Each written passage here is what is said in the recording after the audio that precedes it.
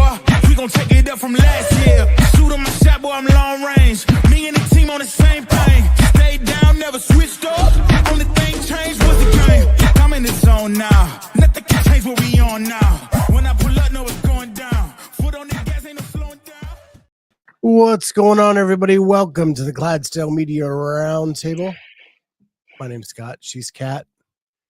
She's Hello. coming full bangs this week. And we're starting 15 minutes early because we got meetings and we got stuff we have to do this afternoon. We are busy. Yeah. So how you doing? I'm good. How are you? Good. Christmas tree still up? I think it's going to stay up. I have nowhere else to put it, so might as well just leave it up. That's the storage facility. I think I might just make it like a holiday tree, and I'll get little, maybe, little red bows for Valentine's Day and little pink bows for Easter, and I'll just make it a year-round tree. Say morning to James. What's going on? Yeah. Hey Jody, what's going on? Again, I mentioned it yesterday. Man, being a caretaker is a lot of work. I am so tired. Just before we came down here to do this, she had to go to the bathroom, and that is not like a 5-minute process. And she gave me like 7 minutes to get it done and to get down the stairs and launch the show. Yeah.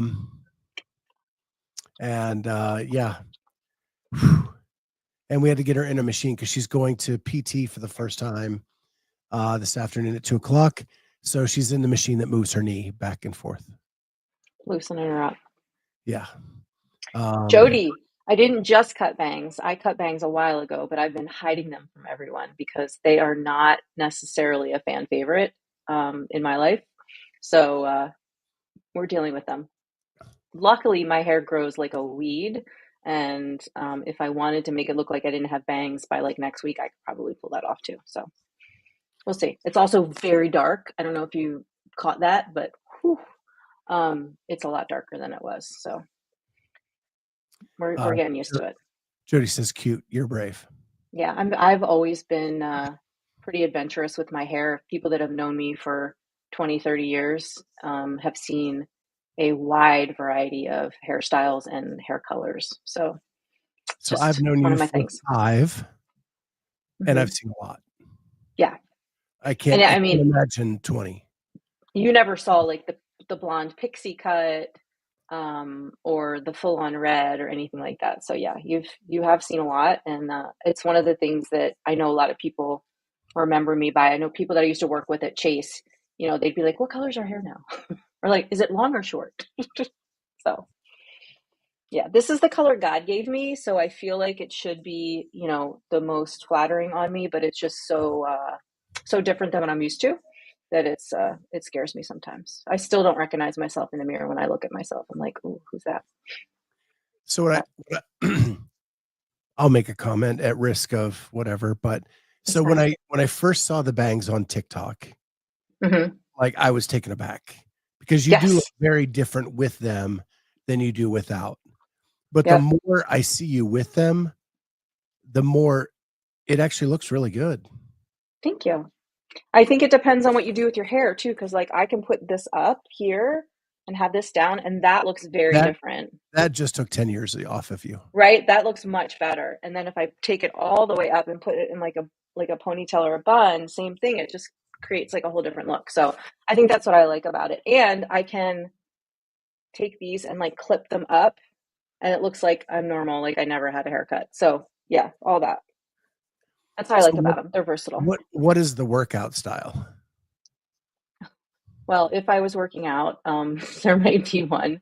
But I usually just wear my hair down when I'm working out anyway. So there's really not, like, I'm not wearing headbands or anything. Yeah, like yesterday I worked out and I just put it up in a bun, left the bangs down. But sometimes when I get sick of them, I'll just take these two, I have these like 2 little clips, and I just clip them like this, and then whatever happens to the rest of it happens. Yeah. Jody with a show idea. We need to rate CrossFitters' hairdos. Oh, that would be good. Let's do it next week. Yeah, let's do like a top 5 and We'll, a bottom 5 yeah. because I have And opinions. we'll dig through Instagram and show pictures, and Okay, so that'll be our show idea for next week. boys and girls. Yep. Okay. I like Okay. that. Yeah, because like Khan's had at least 7 different hairdos since I've known him. Yeah. Yeah, and then you got some people that are just steady Eddie the whole time too. But yeah, that would be cool. I would like that. Let's do it. You got some interesting ones too, like how many different haircuts has Noah had? You know, he tried the dreadlocks for a minute. Oh gosh. He had the long-haired Noah. You have the short-haired Noah. How many haircuts has Dave Castro had? Very good point. Right? We got some material here. Yeah, Now, we got now that we're workshopping this. I like it. Good idea. Yeah. Yeah, but I'm like 2 weeks away from going to get highlights again, just so everybody knows. Like I'm still not like sold on the color either because I am going gray at my roots here, and with the bangs down you can't see it, but when I put them up you can see, and that's the whole reason why I was going lighter before in the first place. So just to think about being a girl. So if you have gray hair and your hair grows like a weed, does the gray grow just as fast?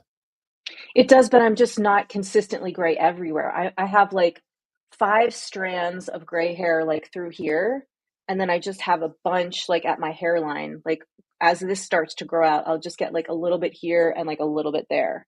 So it's enough that you notice it, but it's not like, I mean, I'd embrace the full gray, the white, whatever. Like I'm okay with that, but sorry, to fix. But it's just like these like random spots that don't look great. And they are very, like, I think it's very aging. It's not very youthful. Yeah, I go And grayer as I go down. oh yeah, Like the like beard is the fully beard's white gray. now. Yeah, And then I have like the Jonah Jameson from Spider-Man, the guy who yeah. owns the newspaper, like The really temples. gray in here, but like the top's not so much. Yeah, I think I like gray hair on men. I don't think it ages them, and I don't think it makes them look any less attractive at all. Even in facial hair, like I'm totally cool with that. But I think for women, it's just, I don't know, it's different. It's my own opinion, I guess. Yeah, I've totally embraced it. I actually tried to grow the beard out again, but it's Yeah. been like a year of like semi consistently shaving it, and it was to that point where it was digging into the skin, like curling back in, and Mm. and if you don't beard oil it like regularly, like it's just not even possible. And my skin is more sensitive now because I have not had a beard for a year. Have you ever grown a goatee? I have. What does goatee Scott look like? Do you look So mean? I was goatee Scott for probably 10 or 15 years. Okay, I would like to see that. When I was really, really heavy, like the Hmm. 500-pound Scott, I thought that thinned out my face. Okay, No, well, it let's be honest, it did not. I But would it like to was see my the goatee attempt. back. Bring the goatee back. Wow. It's been a minute. It's Yeah. been, gosh, it's probably been 10 years since I Well, was. here's the more important question. How does Julie feel about the goatee? I don't think she really cares about facial hair. She likes Okay. it, whatever I do. She does not like Fu Manchu, Scott. I've done that just out of a joke, like shaved it in. She does not like that at all. Especially when I come down with the Hulk Hogan. Come on, brother. Yeah. And the Yeah. Fu Man coming down. Yeah, not a big fan. Guess who's prioritizing protein? And there you go. That stuff's good. Their core power, that's even like double the protein. It's so expensive, but it is so tasty. I take this and a scoop of fat-free pudding mix or sugar-free pudding mix in a blender, and then I stick it in a mason jar and I put it in the refrigerator for a few hours, and it's like protein pudding. And I'll put blueberries and cashews, maybe some chocolate chips, or just plain. And it's absolutely delicious. And if you get the white chocolate Jello mix, sugar-free Jell-O mix with the chocolate. So good. My favorite. Okay. Just a tip. If you want, because I like ice cream, and this is sort of it's an alternative to ice cream, my protein pudding. Yeah, we bought a Ninja Creamy. Oh, you did? Yeah. Is it amazing? It took me a minute to like refine the recipe, Mm-hmm. but now that we have it, it's really good. You just have to kind of, because once you make it, it has to freeze for 24 hours before you can put it in the machine. Oh, see, I You don't have kind of have patience to for that. think ahead of like what Mhm. flavors you want and what you want to do. But I got to where like my base is really good and I can just add stuff to it. Cool. But it's and it comes out like not totally hard, like a hard ice cream. So it's like a little bit of a mix between soft serve and hard. Like a gelato. Sure. Okay. It's really creamy. Mhm. And when I do the mix at the end, I do add a little milk. So it's probably me doing it that way, but I actually prefer it better that way. Okay. Yeah, I would love to try it. I think Braden had one at the house at one point in time, and then he broke it, so never got to use it. Yeah. I want to try like a peanut butter swirl, but they say you should not put peanut butter in the creamy. It can damage Oh, the machine. that's a bummer. That's probably what he did. So they tell you to put like PB2 in it or something like that to get the peanut butter flavor Get the flavor. without Yeah. like gumming up the machine. Okay. But I did want to PSA real quick. If you weren't watching Savan this morning, they have been pretty much talking about the LA wildfires all day today. And there is a GoFundMe campaign out there for the CrossFit gyms in LA that are suffering damage. One of them just celebrated their 20-year anniversary and everything's so it's CrossFit LA and Oak Park. It's a GoFundMe campaign, and I did put the link in the description below. If you want to go do that, like $1, $5, whatever you can manage to donate. I'm sure they would appreciate anything you could give to that, because if you have not seen the footage from LA, it is, gosh, scary as hell.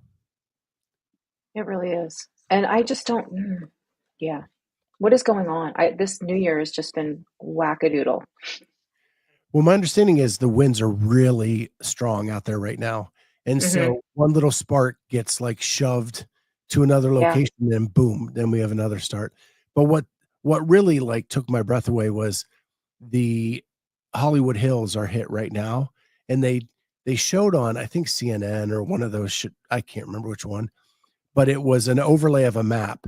So the fire's burling up here on the hill, and right at the base of the hill is Hollywood Avenue. Like it is that close to like downtown Hollywood. I don't know how they're going to get under control, because they don't have enough water in LA for this. Yeah. And it's just sad. It's really sad. Yeah, I'm lucky. So again, if we you don't feel have like that. donating, there's a link to the GoFundMe in the description below. Make sure you click on that and do that if you are so inclined.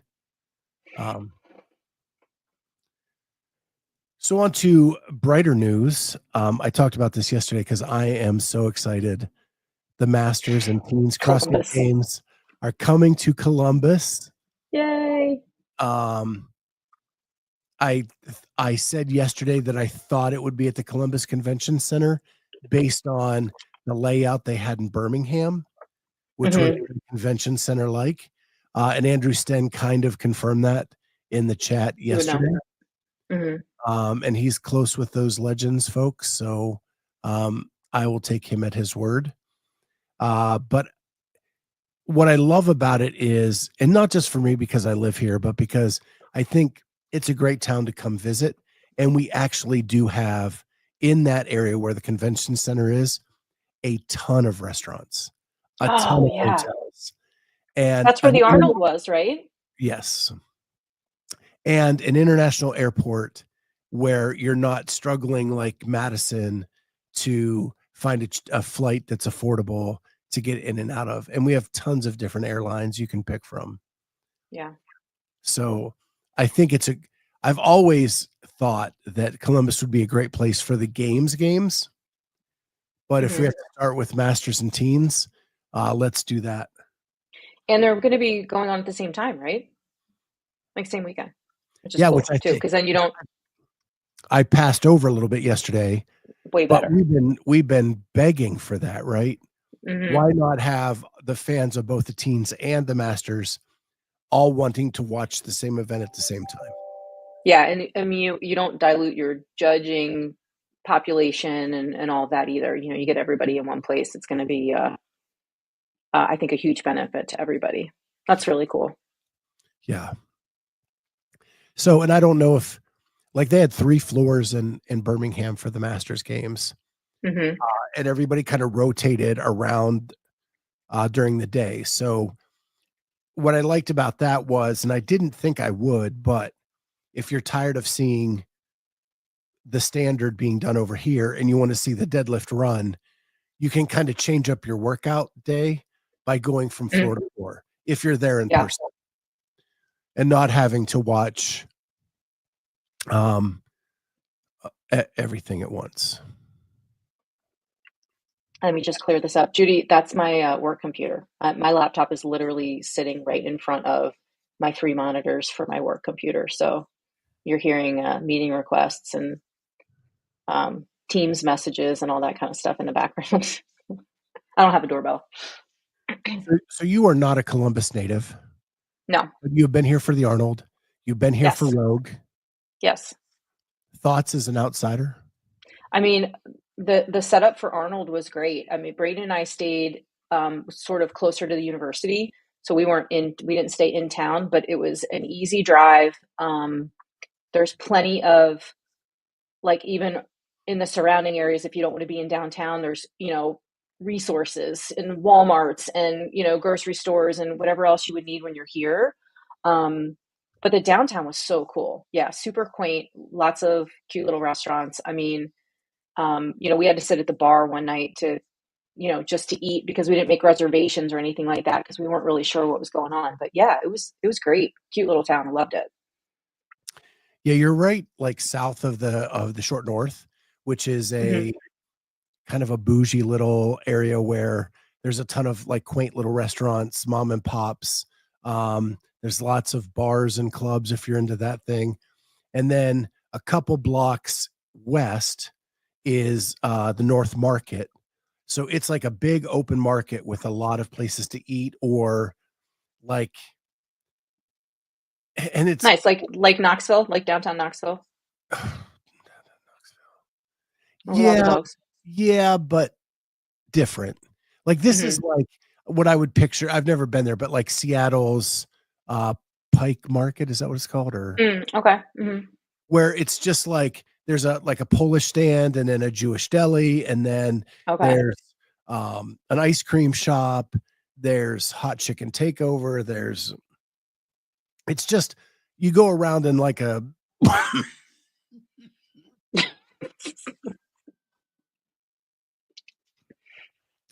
so dry in my house right now. You go around in a square and it's just a restaurant after restaurant after restaurant. Or nice. Like a cheese shop or a sweet shop, and it's an old warehouse that they turned into this quaint little place. As long as they have ice cream. Yeah. Maybe ice cream. Lots of ice cream in Columbus. Good. I'll be good. So super excited about that. And hopefully we can do another documentary this year. And maybe I'll have more people on cameras to get even more angles, more perspectives, more topics. Yeah, that'll be great. You'll have to get more media passes too. Yeah. Bigger team. That'd be great. Yeah, I'm excited about it. I'm excited for you guys. I'm excited for Charlie and Amy, like that the 3 of you will be like right there. I think that'll be super cool. And maybe Corey and Charlie get to meet face to face. Yeah, maybe. Well, head-to-head throwdown, maybe. It's weird you said Corey, and I have this like vision of asking my daughter to come with her photography skills. Yeah, and, I heard that. That and would be getting cool. like candid shots during Mhm. the event that we could add into the documentary. Yeah, that would be cool. But yeah. What is she typically, is she doing more like fashion photography, or what's her sort of specialty? I have this little itch in my throat. But yeah, fashion photography. Right now she's doing a lot of headshots, modeling. Okay. So like sports and action would be maybe something new for her to explore and investigate. That would be cool. She's done some in her past. Mhm. She got a media pass to cover the Blue Jackets hockey team here in town Okay. Mhm. once, and she was around CrossFit a lot, but we'll see. We'll see. I've asked her to do other things in the past, and she's declined. So Got it. I was going to ask you, the Masters athlete that passed away from cancer, Will Powell. I don't know did you know him? Had you interviewed him? I've never interviewed him. Of course, I knew of him. Of him, right? Was he at the games this past? He was not. So Okay. he competed in the Open, but he was That's right. And then he undergoing got chemo sort this of, year and didn't okay. make it to the games. But he's fought cancer a few times in his career. Mm-hmm. And it sounds like held off on treatment to compete. Yeah.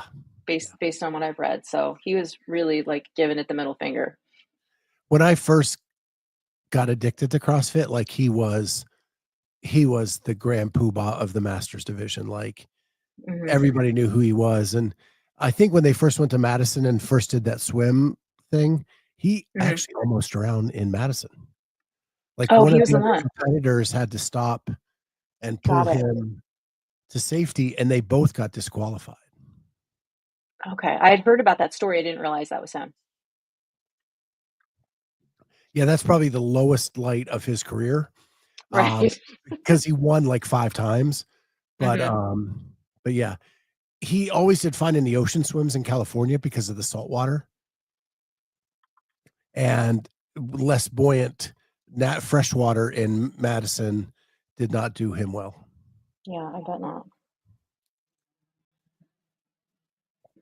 But he passed away earlier this week from cancer, and he'd been fighting it off and on for probably the last 7 years, maybe. And actually went to the games after the initial diagnosis a couple times. Yeah. Yeah. So quite the fighter.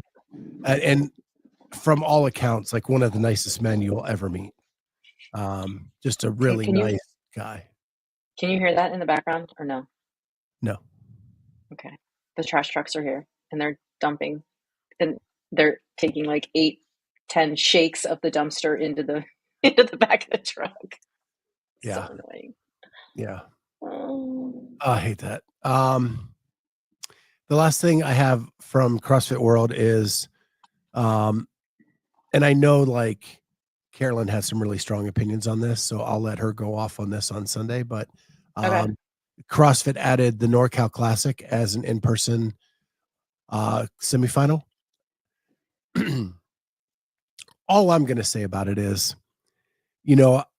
I've talked about the WFP and everybody being negative about it, and that the one thing it does is it gives us a linear season where if someone asks us, what is it? It's really easy to say, tour event 1, you earn points. Tour event 2, you earn points. The top 30 point getters go to the finals to find out who's the best in the world. Right. Super straightforward. Right. CrossFit, in its infinite wisdom, as they do every year, after they've announced 9 events, have now a month later and added a 10th, which now changes the equation of like how many people get in online, how many people get in person. And the less and less people that can get in online, like that changes that equation, and whether people can think they can go for that, or do they need to start signing up for these other events? And some of these other events qualifiers are happening this month. Yeah, I'm sorry. I'm so confused by all the ins and outs. Do we have a rule book yet? Exactly. That's So all we I don't have needed a you to rule. say. Yeah, we don't have a rule book. And the fact that someone could qualify to go to the CrossFit Games and not attend an in-person event prior to the CrossFit Games is freaking crazy to me. How? We're not in COVID. It's not, the online semifinal like we did. I don't understand it. Well, it happened in the past with the Open, straight to the games in that 19 whacked out season. Top 20 in the Open got an automatic bid. Oh, in 2019, you mean? Yeah. With the national champions and all that? Yep. Crazy. I don't But get it. Yeah, I mean, let's look at the semifinals. When you get like a handful of athletes to the semifinals that have no business being there. yeah, Because everything was online up to that. There's no way to like double check everything. And you right, get like 5 to 10 athletes at the bottom of the pile that can't even do some of the movements. right. Now you're sending them directly to the CrossFit Games. And they're going to take the place of someone who might have gotten third or fourth in one of these in-person semifinals who clearly deserves to go to the games. Yeah, I mean, again, I'm trying to stay positive. I know things change and I don't want to shit all over it, but it's frustrating. And yesterday on Coffee Pods and Wads, Peter responded to my reel that was out there about everybody being negative about the WFP. I just want to quickly say, and they said, well, we're negative about everything. We're critical of That's what we everything, do. right? Yeah. That's what we do. There's a difference in being critical and there's a difference in being negative. Critical is taking facts that are established and saying that this is not the way it's going to work. Negative is saying things like, well, if the WFP holds an event and CrossFit holds an event and the WFP has their top 20 athletes plus the challengers and CrossFit has no names, CrossFit will still outdraw the WFP. Yeah, you don't know that. You don't know. And it hasn't happened yet. Right. It's you just being negative about that sport in that moment. It's not factual. It's okay to have that opinion, but it's a negative opinion about the WFP. Yeah, and we're very critical of CrossFit, but we've had 12, 13 years of the CrossFit Games to warrant the criticalness of our commentary, right? But In we fact, haven't data had to back it anything. up. Right. We don't have any experience. It's based on experience, right? And we don't have experience with this one. So yeah, I totally understand the nuance there. And the example they used last night was the Syndicate Crown. The Syndicate Crown hadn't drawn that well the couple years before that. What makes you think that now that they're competing with the WFP, all of a sudden their numbers are going to go up? Yeah. Now, maybe they're talking streaming numbers. I don't know, but that's all I'm saying. And they're entitled to their opinion. They can, if they want to think negative, they can think negative. I'm the naive guy that wants to think positive and hope that it has a shot. Well, and you're keeping an open mind, right? I mean, believe me, if something happens with the WFP that we don't agree with or that we think sucks, we're going to talk about it. Right. But hopefully we have facts to back it. Well, that's what I mean. Like if and when something were to happen, it's not like we're not trying to elevate it to some, we're not putting it on a pedestal. And I will admit that that Spin knows more about what's going on behind the scenes than I ever. Like that guy digs, and he has so many contacts. He may know more about what's going on than we do, and just can't say it. And maybe that's what's causing it to happen. And again, he's entitled to say whatever he wants to say. But I have the platform to rebut that. So there it is. Yes, we are the masters of our own words. We can say whatever we want.